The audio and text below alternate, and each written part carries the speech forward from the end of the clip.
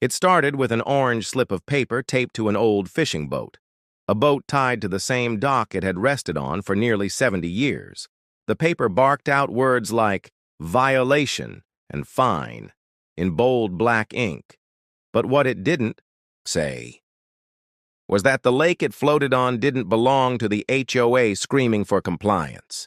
It belonged to the man they just threatened, a war veteran, a retired firefighter, a man who knew exactly how to fight when something worth protecting was on the line. What the HOA didn't know was that by trying to push him out, they had just declared war on the very owner of the water they were standing on. And what he uncovered next would shake the entire community to its core. I don't know if it was the screech of the rusty gate, or the way the wind carried the smell of pine through the air. But when Walt Briggs stepped onto the cracked front porch of his childhood home, something in him stirred that hadn't stirred in years.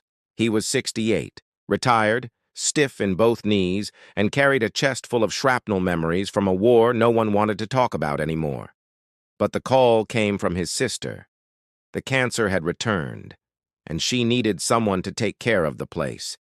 So Walt packed what little he had from his tiny one-bedroom in Jacksonville and drove back to Hollow Ridge, a sleepy lake community wrapped in manicured lawns, cookie-cutter houses, and an HOA board more bloated with self-importance than an overfed.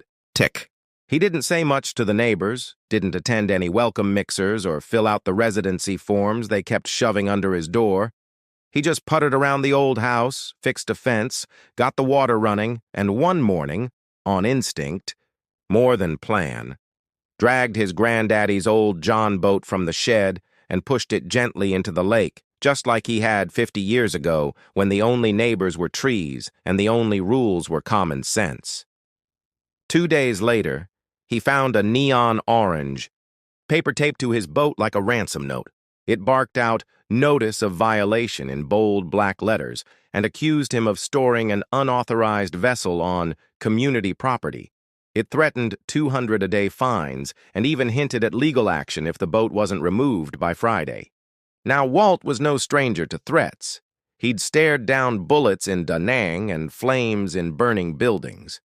But there was something especially greasy about being threatened over a boat on a lake his family had fished in since 1910. He didn't yell, didn't call anyone. Instead, he walked slowly back to the house, pulled open the attic hatch, and spent 3 hours crawling through fiberglass insulation and dust until he found what he was looking for. An old tin box with a broken clasp, stuffed with deeds, land, plats, and a brittle envelope with his grandfather's faded handwriting on the front. Inside was the original deed to the lake itself, signed, sealed, and notarized in 1948, proving that the entire 27-acre lake and 10 feet of shoreline in every direction still belonged to the Briggs family. Walt sat down hard on the attic floor, the paper trembling in his hand, and muttered, "Well, I'll be damned." The next morning, Walt shoved the deed into a plastic sleeve and pinned it to the front of the boat, right under the violation notice. He took a lawn chair down to the dock, set out a thermos of black coffee, and cast his line like nothing in the world was amiss. But trouble doesn't like to be ignored, and within an hour, 2 HOA board members showed up wearing matching golf shirts and mirrored sunglasses, demanding he remove the boat immediately. Walt didn't flinch. He poured himself another cup, pointed to the deed pinned to the boat, and said, "That paper's older than both of you put together. Read it and then kindly get off my dock." One of them muttered something about checking with legal, and the other took pictures with his phone before they left in a huff. Walt didn't care. He knew the lake was his. What he didn't know, what no one knew yet, was that exposing that truth was about to kick over a hornet's nest of corruption, greed, and lies that had been festering just beneath the surface of that pretty, peaceful lake for decades. 2 nights later, just as the sun was bleeding down over the water, Walt got a visit from Clara Jennings, the town's retired librarian and unofficial historian. She was in her 80s, drove a powder blue Buick, and had known Walt since he was knee-high. "I heard what they're doing," she said. handing him a brown envelope filled with yellowed newspaper clippings and copies of town council minutes from the 1950s. Your grandfather didn't just own this lake. He fought like hell to keep it out of the developers' hands when they started building these houses. They tried to buy him out, twice, even forged some paperwork back in '72, but he caught it in time. Walt sat stunned as Clara told him about the meetings, the threats, the lawsuits quietly settled. They've been pretending this lake is community-owned for years. You're the first Briggs to come back and stir the pot. Walt looked out. At the lake, his jaw tight. Good, he said. Maybe it's time it got stirred. But the pot didn't just stir, it boiled over.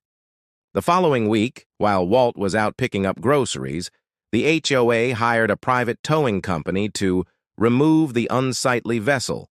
When Walt got home, his boat was gone, the dock was damaged, and a fresh notice was nailed to his shed stating that the boat had been confiscated due to non-compliance. That was the last straw. Walt drove straight to the sheriff's office, only to be told it was a civil matter. That's when he called Jenny Harper, a lawyer he'd once pulled from a burning building 30 years ago. She now ran a small firm out of a neighboring county and didn't take kindly to people messing with veterans, especially ones who saved her life. "Send me everything," she said. "We're going to war." Jenny filed an emergency injunction to halt any HOA activity near the lake until ownership could be verified in court. The judge granted it within 24 hours. Walt got his boat back 2 days later, dented and scratched but still floating. Word started spreading. Neighbors stopped him at the mailbox, asking quiet questions. Some were supportive, others sneered. But the tension kept building. Then Clara brought him something that blew the whole thing wide open. A copy of a recent Planning Commission submission submitted by the HOA president himself, outlining a proposal to build a luxury condo development and marina on the lakefront. The document falsely stated the HOA owned the lake and had secured unanimous community support. Walt felt his stomach twist. "They weren't trying to run off an old man," he whispered. "They were trying to steal the whole damn lake." Walt and Jenny decided to let the annual Lake Day Festival go ahead as scheduled, a garish affair hosted by the HOA with bounce houses, live music, and boat races, all held on what they falsely labeled community waterfront. Walt set up hidden trail cams, hired a private drone operator, and documented every inch of unauthorized use. He even invited a local news station under the guise of filming a feel-good community story. What they captured instead was footage of hundreds of people using private land without permission, with HOA members handing out passes and charging vendors for space. Walt watched from a folding chair behind a line of pine trees, his arms crossed. "They're digging their own grave," he said. "I'm just handing them the shovel." The lawsuit landed like a thunderclap. Walt sued the HOA for trespassing. Damages and fraud, backed by hard proof of ownership, forged documents, and evidence of illegal activity. The news ran with it.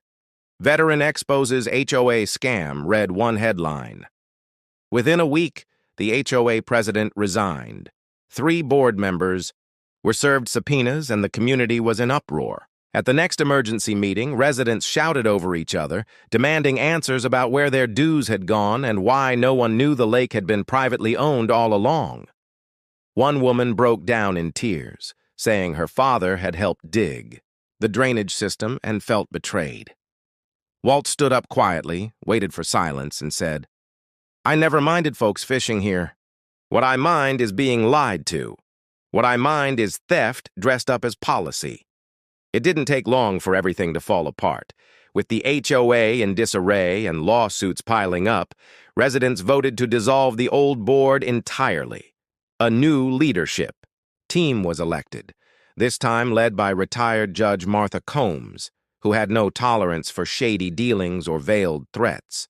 Walt worked with her to set up a lake preservation charter, a nonprofit that would allow residents respectful, limited access to the lake with annual permits, Funds would go toward shoreline restoration, habitat protection, and community fishing days, just like Walt's grandfather used to host. "It's not about kicking people out," Walt told her.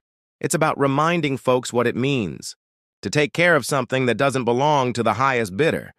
By fall, the lake had never looked better. The water was clearer, the trash gone, the loud parties replaced by quiet afternoons, and the occasional guitar by the fire pit.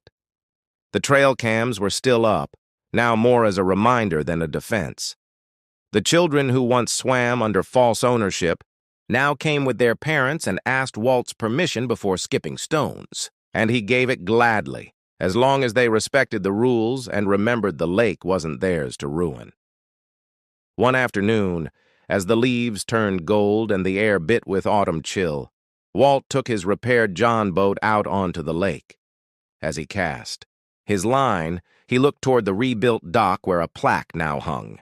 It read, "In honor of Harlan Briggs, who believed water is a gift, not a commodity. Some battles aren't won with fists or fire. They're won with patience, paperwork, and the unwavering belief that right is right."